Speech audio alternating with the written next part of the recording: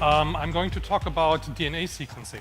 So first, what is DNA sequencing? DNA sequencing consists of several steps.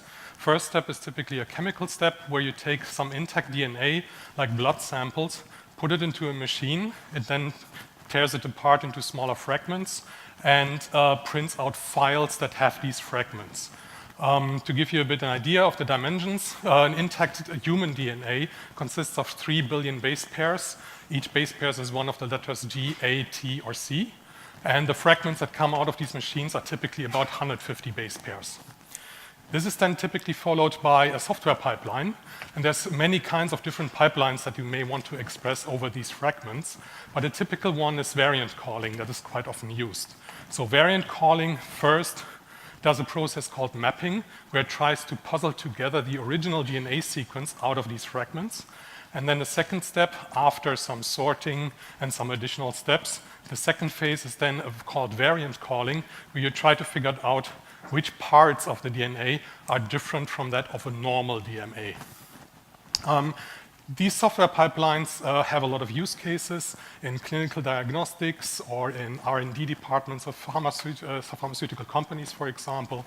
And they tend to take a lot of time. We're talking about days of processing time, sometimes. What we've done a couple of years ago is we developed a tool called LPrep together with Janssen Pharmaceuticals and Intel Corporation, which is a high-performance tool for preparing such files for variant calling. It's a multi-threaded application where we reorganized the software architecture so it can completely run in DRAM and take advantage of parallelism. And this allows us to write certain parts of a pipeline up to 10 times faster than standard tools.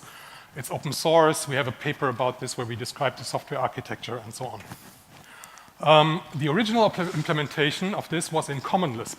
Common Lisp has a couple of great advantages. It's good for prototyping. It's good for moving prototypes to production. However, there were also a couple of problems, especially with memory management. Since these files are quite large, tens to hundreds of gigabytes in uncompressed form, this puts a lot of stress on the garbage collector when you put all of this in RAM. The garbage collectors in Common Lisp tend to be stop-the-world garbage collectors, which stop all the threads, which is bad for parallelism. So when you look at the modern landscape of memory management, there's reference counting and concurrent garbage collection, and these are the only mature implementations thereof that we were aware of and that we were able to use. Rust doesn't count, and Objective-C doesn't count for various reasons. So here are the results.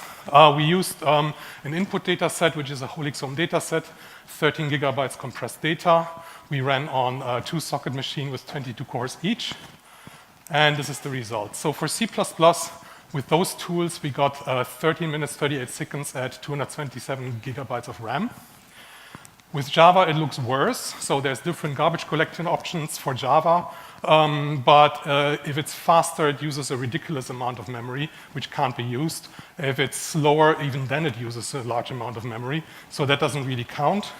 And with Go, with the default setting in 1.7, we got 10 minutes, 20 seconds at an amount of RAM that's very close to the lowest.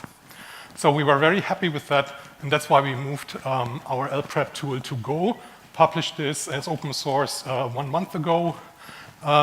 It was easiest to implement the whole thing in Java because of the parallel streams framework, but we ported this also to Go and also open source this.